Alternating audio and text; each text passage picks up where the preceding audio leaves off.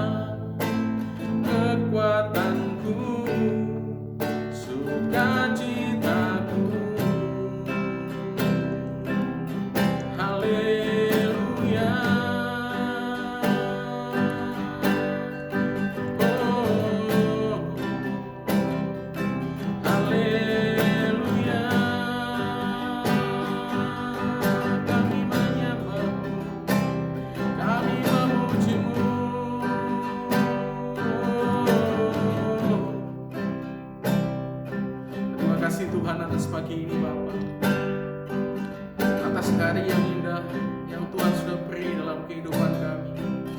Sekalipun kami ada di tengah-tengah wabah COVID-19 Bapa, tapi kami percaya Engkau menyertai setiap kami Tuhan. Ini saatnya bagi kami gereja-Mu bangkit Tuhan, untuk berdiri atas kota, untuk berdoa, untuk standing gap untuk Tuhan. Mari Bapa bangkitkan roh keberanian, bangkitkan roh doa, pujian, penyembahan, agar kami selalu mengagungkan Engkau Tuhan. Mari Yesus, sampaikan isi hati-Mu pada setiap kami. kami lakukan, apa yang kami kerjakan di masa-masa susah ini Tuhan. Kami serahkan semuanya ke dalam tangan-Mu, hanya di dalam nama Tuhan Yesus. Haleluya. Amin. Shalom Bapak Ibu yang dikasihi Tuhan. Pada kesempatan ini saya mengucapkan tetap semangat, jaga keadaan kondisi, jaga kesehatan, supaya setiap kita memiliki kesehatan yang baik, yang prima, supaya kita bisa menangkal virus COVID-19. Nah, pada kesempatan ini saya akan sampaikan pesan Tuhan. Ada satu yang akan kita baca, satu pasal atau satu perikop, ya. Tetapi kita akan baca dari ayat 1 sampai ke 5 saja. Kita buka sama-sama di dalam Mika 3 atau Mika 4, ayat 1 sampai dengan yang ke-5. Demikian firman Tuhan. Sion sebagai pusat kerajaan damai. Akan terjadi pada hari-hari yang terakhir, gunung rumah Tuhan akan berdiri tegak mengatasi gunung-gunung dan menjulang tinggi di atas bukit-bukit. Bangsa-bangsa akan berduyun-duyun ke sana, dan banyak suku bangsa akan pergi serta berkata, "Mari kita naik ke gunung Tuhan, ke rumah Allah Yakub, supaya Ia mengajar kita tentang jalan-jalannya, dan supaya kita berjalan menempuhnya, sebab dari Sion akan keluar pengajaran dan firman Tuhan dari Yerusalem. Ia akan menjadi hakim antara banyak bangsa, dan akan menjadi wasit bagi suku-suku bangsa yang besar, sampai ke tempat yang jauh. Mereka akan menempa pedang-pedangnya menjadi mata bajak, dan tombak-tombaknya menjadi pisau pemangkas. Bangsa tidak akan lagi mengangkat pedang terhadap bangsa, dan mereka tidak akan lagi belajar perang, tetapi mereka masing-masing akan duduk di bawah pohon anggurnya dan di bawah pohon aranya, dengan tidak ada yang mengejutkan, sebab mulut Tuhan semesta alam yang mengatakannya.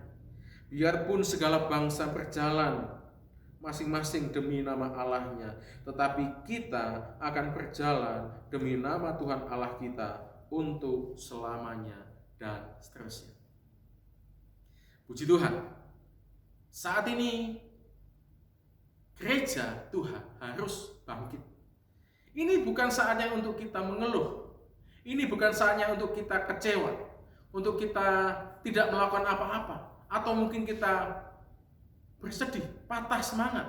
Tetapi justru dalam kondisi yang seperti ini saatnya gereja Tuhan bangkit. Sebab gereja harus menjadi tudung atas kota.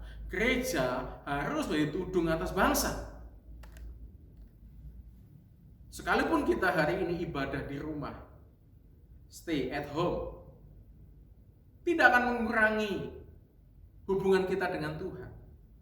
Hari ini dikatakan di ayat yang kita baca, bahwa pada hari-hari terakhir, yaitu pada akhir zaman ini, gereja atau gunung rumah Tuhan atau umat Tuhan akan berdiri tegak mengatasi gunung-gunung yang lain.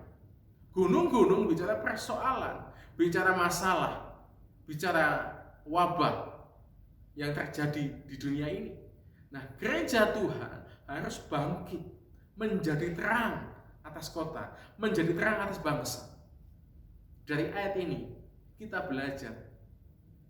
Yang pertama adalah bahwa gereja Tuhan, yaitu kita, umat pemenang, umat pilihannya, umat Tuhan, harus mengambil bagian terdepan untuk menerangi kota, menjadi jawaban atas kota dan bangsa ini.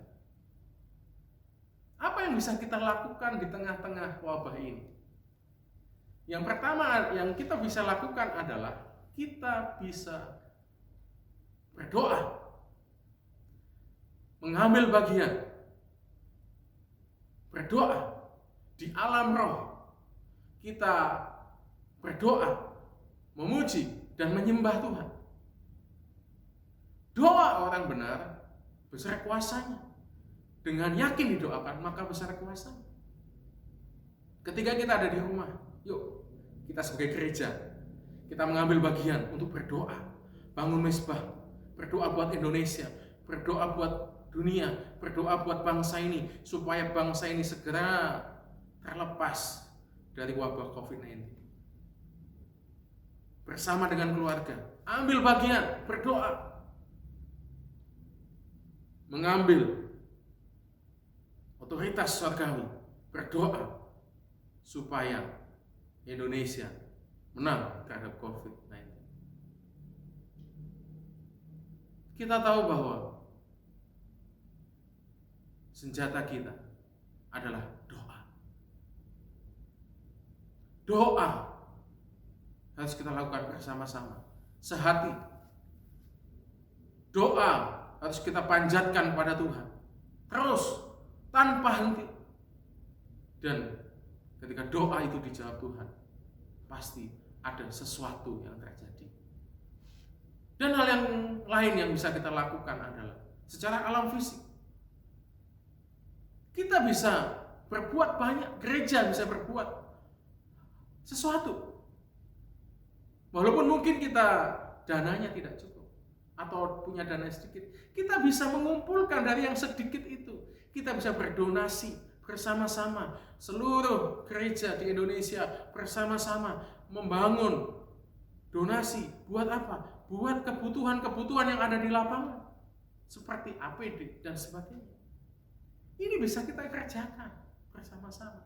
Inilah panggilan kita. Kita harus jadi berkat, kita harus jadi terang, kita harus jadi garam dan terang dunia. Jangan sampai di saat seperti ini gereja terdiam. Gereja harus ambil langkah. Gereja harus melangkah. Gereja harus menjadi terang, bangkit dan menjadi terang atas kota ini. Mari Bapak Ibu yang dikasihi Tuhan. Mungkin banyak orang berkata, ini saat yang susah. Kenapa saya sudah berdoa? Kenapa saya sudah ibadah? Situasinya begini. Tidak boleh ibadah bersama-sama. Saya mau kasih tahu, bangsa Israel ketika meninggalkan Mesir menuju tanah Kanaan, dipimpin oleh tiang api, tiang awan. Kemanapun tiang api dan tiang awan itu berjalan, dia mengikuti. Tapi ketika tiang api ketika malam, tiang awan ketika siang berhenti, maka bangsa Israel juga berhenti. Bangsa Israel tidak melawan atau melangkah tanpa tuntunan dari tiang api dan tiang awan. Dan ini saatnya gereja Tuhan juga berhenti sejenak, berdoa, menyembah Tuhan, mengagungkan Tuhan, dan mulai berbalik dari jalan-jalannya yang jahat. Virus COVID-19 memang sedang merajalela. Tetapi ada satu virus lain yang sungguh-sungguh lebih mengerikan, yaitu virus dosa. Kalau COVID-19 hanya sampai memisahkan kematian jasmani, tetapi virus dosa itu bicara kematian kekal. Kalau kita di dalam hidup ini tidak berbalik dari jalan-jalan kita yang jahat, atau kita bertobat dari dosa kita, maka itu lebih mengerikan lagi. Kita tidak hanya mengalami kematian fisik, tapi kita juga akan mengalami kematian kekal selama-lamanya. Oleh sebab itu, mari Bapak Ibu yang dikasihi Tuhan, di saat momen ini kita berhenti sejenak dari aktivitas kita yang lain. Kita berdoa, kita minta ampun kepada Tuhan. Jika ada dosa, jika ada kesalahan, kita berbalik dari jalan kita yang jahat dan mulai merenungkan kehidupan kita. Dan kita mulai ambil bagian berdoa buat bangsa Indonesia. Hal yang kedua yang kita pelajari dari ayat ini. Ayat yang kedua saya bacakan buat Bapak Ibu. Dan banyak suku bangsa akan pergi serta berkata, Mari kita naik ke gunung Tuhan, ke rumah Allah Yakub, supaya Ia mengajar kita tentang jalan-jalannya, dan supaya kita berjalan menempuhnya, sebab dari Sion akan keluar pengajaran dan firman Tuhan dari Yerusalem. Yang kedua yang kita pelajari dari ayat ini dan situasi yang terjadi hari-hari ini, bahwa kita harus tetap hidup di dalam firman Tuhan. Firman Tuhan itu ya dan amin. Kita harus sungguh-sungguh hidup sesuai dengan kebenaran. Ketika kita berdiam di rumah, kita tetap belajar firman Tuhan, kita membaca firman Tuhan dan menghidupinya. Sebab dari Sion itu muncul pengajaran. Kita harus mulai perkatakan firman Tuhan. Kita mulai perkatakan iman kita, perkatakan firman Tuhan buat Indonesia. Mulai kita nyatakan bahwa gereja bangkit, firman-Nya bangkit, Indonesia harus bangkit melalui setiap firman Tuhan yang ada. Hidup kita tidak ditentukan oleh kata dunia, tetapi hidup kita harus ditentukan oleh firman. Apa kata firman? Sebab inilah yang harus dikerjakan. Gereja harus tetap menyuarakan firman kebenaran. Gereja bukan hanya menyerukan hal-hal yang baik, bukan hanya menyerukan sesuatu yang membuai sehingga jemaat dinina-bobokkan dan membuat jemaat hidup di dalam dosa, tetapi gereja harus menyuarakan kebenaran firman Tuhan. Bahwa hidup dengan Tuhan itu bukan hanya aman atau nyaman saja, atau penuh dengan mujizat-mujizat terus, tetapi hidup dengan Tuhan itu bicara tentang kehendak Tuhan yang terjadi dalam kehidupan kita.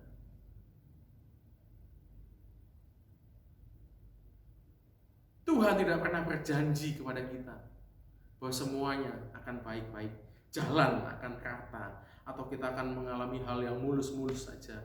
Tetapi Tuhan berjanji bahwa Dia akan selalu menyertai kehidupan kita. Banyak kisah di Alkitab ketika orang hidup sungguh-sungguh dengan Tuhan, ada banyak hal yang terjadi, ada banyak tantangan yang terjadi. Seperti Ayub, bahwa Ayub sudah sungguh-sungguh, dia menyatakan Tuhanlah Tuhan dari hidupnya. Tetapi lihat kisah Ayub, semua diambil oleh Tuhan, dan tetap Ayub mengatakan, semua berasal daripada Engkau yang bisa mengambil ya Tuhan. Dan dia tetap mengatakan Tuhan adalah Tuhan yang ajaib dan besar. Seperti Paulus ketika dia berbalik dari Saulus menjadi Paulus, dia hidup sungguh-sungguh. Banyak sekali hal yang terjadi. Bukan situasi yang nyaman, bukan keadaan yang nyaman yang terjadi, tetapi dia mengalami berbagai macam hal. Tetapi dia tetap berkata bahwa Yesus adalah Tuhan di dalam hidupnya. Hari ini yang perlu disadari, hidup kita tidak ditentukan oleh keadaan, tetapi kita ditentukan oleh Tuhan. Mari bangkit. Jangan cemas, jangan takut, ambil bagian, beritakan firman kebenaran kepada banyak orang. Sebab hari ini banyak orang mengalami ketakutan, banyak orang mengalami kecemasan. Ini saatnya kita menyuarakan suara Tuhan dan kita menyatakan kuasa Tuhan. Saya percaya kuasa Tuhan ada sampai saat ini. Saya percaya mujizat Tuhan yang terjadi. Mari kita nyatakan itu. Gereja Tuhan harus berdiri tegak mengatasi gunung-gunung yang lain. Hari ini saya mengajak Bapak Ibu untuk ambil bagian, untuk berdoa, untuk memberitakan firman, untuk menyampaikan kebenaran baik di dalam sosial media maupun apapun. Jangan sampaikan hoax, jangan sampaikan ketakutan, jangan sampaikan hal-hal yang negatif, tetapi kita mau sampaikan kebenaran firman Tuhan yang hidup. Sebab firman itu membawa kehidupan, Roh Tuhan membawa kehidupan. Dan hari ini saya percaya kita harus bangkit, gereja Tuhan harus bangkit. Dimanapun kau berada, gereja bukan gedung, gereja bukan fasilitas yang ada, gereja bukan sebuah ruangan, tapi gereja adalah kita umat Tuhan, umat pemenang yang harus bangkit menjadi terang atas kota ini.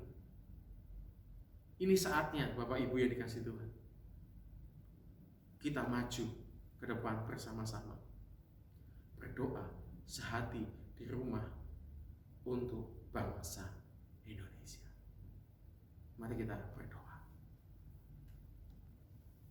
Terima kasih Tuhan atas kasih, atas segala yang sudah Tuhan beri, atas keselamatan yang sudah Tuhan beri dalam kehidupan kami. Ini saatnya kami gereja bangkit Tuhan. Gereja harus menyuarakan kebenaran. Gereja harus mengambil bagian terdepan, berdoa baik secara alam roh maupun secara fisik. Kami percaya ada banyak hal yang bisa kita kerjakan di masa-masa susah ini. Mari Yesus nyatakan kemuliaan. Oh ya Allah, ya Allah, ya.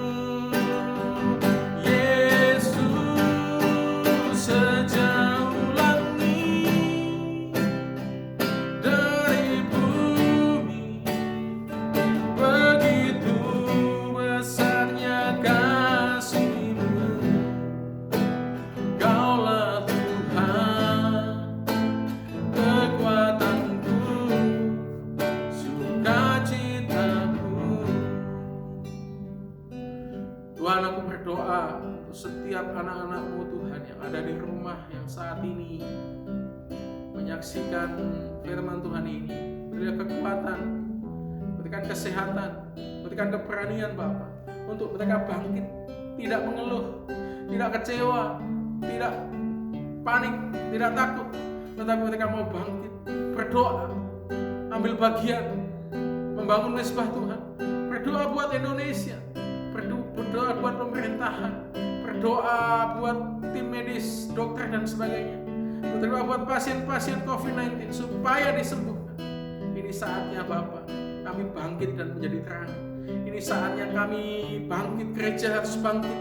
Sebab firman Tuhan mengatakan pada akhir zaman, pada hari-hari akhir, gunung rumah Tuhan akan berdiri tegak mengatasi gunung-gunung yang lain. Kami percaya Tuhan, gunung rumah Tuhan akan mengatasi semuanya lewat doa. Sebab kami tahu kami berjalan dengan Tuhan. Terima kasih Bapak atas hari ini, atas segala hormat kemuliaan hanya bagi nama, hanya dalam nama Yesus yang percaya kita katakan sama-sama, amin. Shalom, saudara kasih Tuhan, salam miracle, haleluya, amin.